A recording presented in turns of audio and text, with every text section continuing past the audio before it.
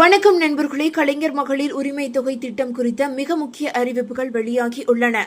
அதன்படி கலைஞர் மகளிர் உரிமை தொகை திட்டத்தில் ஏற்கனவே விதிக்கப்பட்ட நிபந்தனைகளில் ஒரு சில தளர்வுகள் குறித்த அறிவிப்பும், புதிதாக விண்ணப்பம் செய்தவர்களுக்கு எப்போது முதல் ரூபாய் 1000 உரிமை தொகை கிடைக்கும் என்ற அறிவிப்பும் வெளியாகி இருக்கிறது. அதாவது கலைஞர் மகளிர் உரிமை தொகை திட்ட விதிகளில் தளர்வுகள் அறிவிக்கப்பட்டிருந்த நிலையில் புதிய பயனாளர்களுக்கு எப்போது உரிமை தொகை கிடைக்கும் என்பது குறித்த அதிகாரப்பூர்வ அறிவிப்பை உதயநிதி ஸ்டாலின் அவர்கள் வெளியிட்டு உள்ளார். தமிழ்நாட்டில் கலைஞர் மகளிர் உரிமை தொகை திட்டத்தை 2023ஆம் ஆண்டு பேரறிஞர் அண்ணா பிறந்த நாளான செப்டம்பர் 15ஆம் தேதி முதல்வர் மு.க.ஸ்டாலின் தொடங்கி வைத்தார். மகளிரின் பொருளாதார விடுதலைக்கு துணை நிற்கிற இந்த திட்டத்தின் மூலம் ஒவ்வொரு மாதமும் சுமார் 1,14,00,000 மகளிருக்கு இந்த உரிமை தொகையை தமிழ்நாடு அரசு வழங்கி வருகிறது. கலைஞர் மகளிர் உரிமை தொகை திட்டத்தில் புதிதாக இணைய விரும்புபவர்கள் உங்களுடன் ஸ்டாலின் திட்ட முகாம் மூலம் இணையலாம் என்று அறிவிக்கப்பட்டு இருந்தது.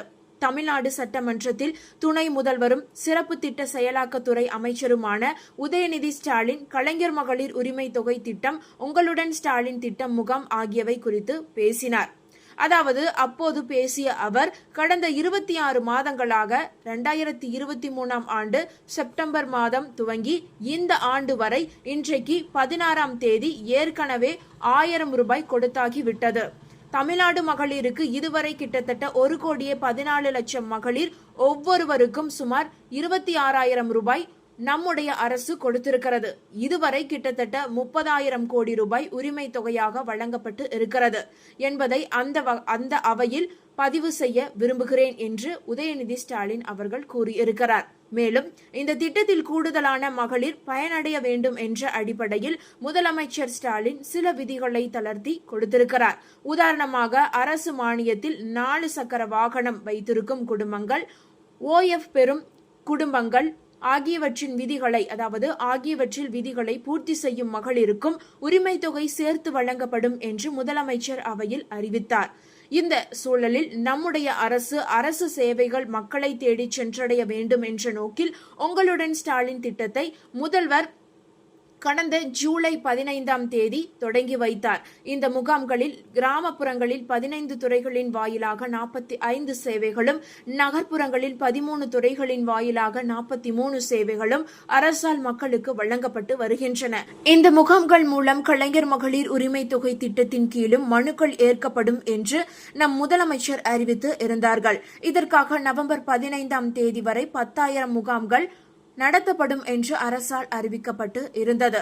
அதாவது 15/10/2025 வரை 9,055 முகாம்கள் நடத்தப்பட்டு உள்ளன.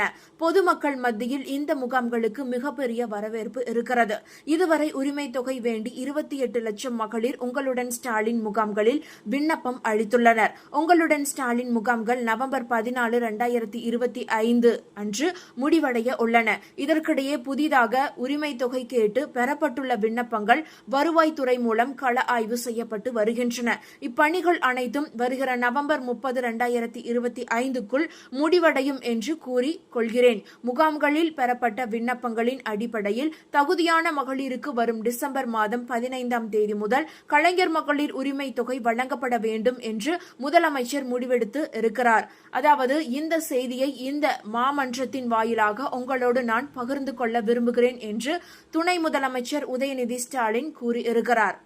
அதேபோல உங்களுடன் ஸ்டாலின் முகாம்கள் நகர்ப்புறங்களில் 13 துறைகளின் 43 சேவைகளையும், ஊரக பகுதிகளில் 15 துறைகளின் 46 சேவைகளையும் ஒரே இடத்தில் வழங்கி வருகின்றன.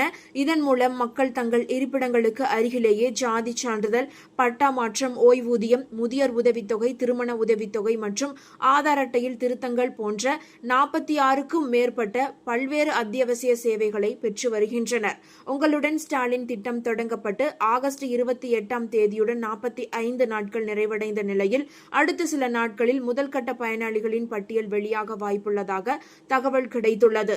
அதாவது மகளிர் உரிமை தொகைக்கு நீங்கள் விண்ணப்பிக்கும் போது உங்களுடைய ஆதார் அட்டை, வங்கி கணக்கு அட்டை நகல் மற்றும் மொபைல் எண் மிகவும் முக்கியமானதாகும். இதில் ஏதாவது ஒன்று தவறாக இருந்தாலும் உரிமை தொகை கிடைப்பதில் பெரும் சிக்கல் ஏற்படும்.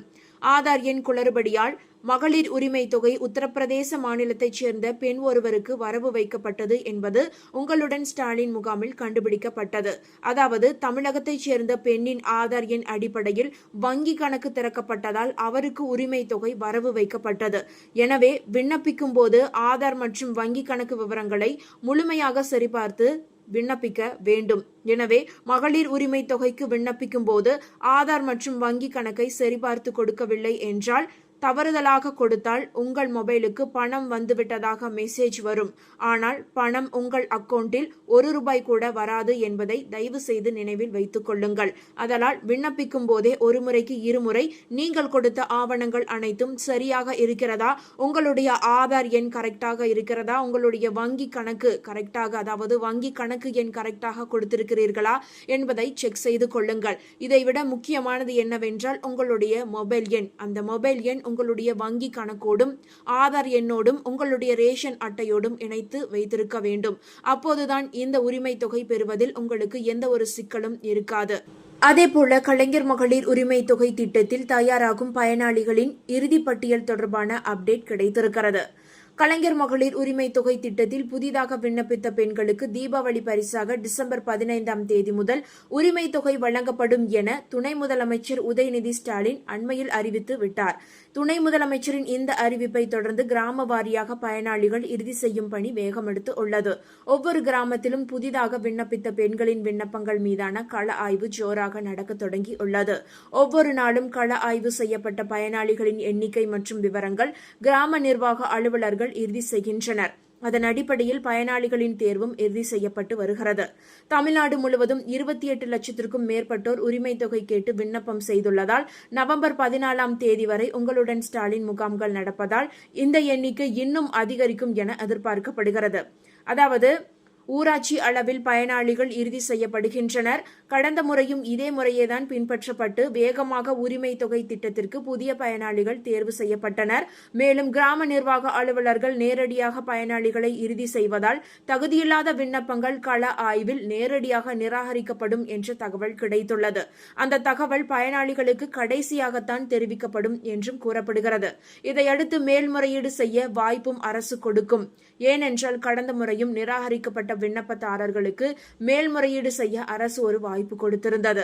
அதனால் இம்முறை விண்ணப்பித்தவர்களின் விண்ணப்பங்கள் நிராகரிக்கப்பட்டாலும் கூட மீண்டும் ஒரு வாய்ப்பு கொடுக்கப்படும் என எதிர்பார்க்கப்படுகிறது. டிசம்பர் முதல் வாரத்தில் தமிழ்நாடு முழுவதும் இறுதி செய்யப்பட்ட பயனாளிகள் மற்றும் நிராகரிக்கப்பட்ட பெண்களின் எண்ணிக்கை அதிகாரப்பூர்வமாக தெரிந்துவிடும். தேர்வு செய்யப்படும் பயனாளிகளுக்கு அரசு ஏற்கனவே அறிவித்திருந்தது போல வரும் டிசம்பர் 14ஆம் தேதி முதல் அவரவர் வங்கி கணக்கில் ₹1000 வரவு வைக்கப்படும். இந்த தகவல்கள் உங்களுக்கு பயனுள்ளதாக இருந்தால் மறக்காம இந்த வீடியோவை லைக் பண்ணி உங்களுடைய ஃப்ரெண்ட்ஸுக்கும் ஃபேமிலிக்கும் ஷேர் பண்ணி விட்டுருங்க. இது போன்ற பயனுள்ள தகவல்களை உடனுக்குடன் தெரிந்து கொள்ள மறக்காம நம்மளுடைய குட்டி இன்ஃபோ சேனலை சப்ஸ்கிரைப் பண்ணி பக்கத்தில் இருக்க மினி பெல் ஐக்கானை கிளிக் பண்ணி வச்சுக்கோங்க. நன்றி மக்களே.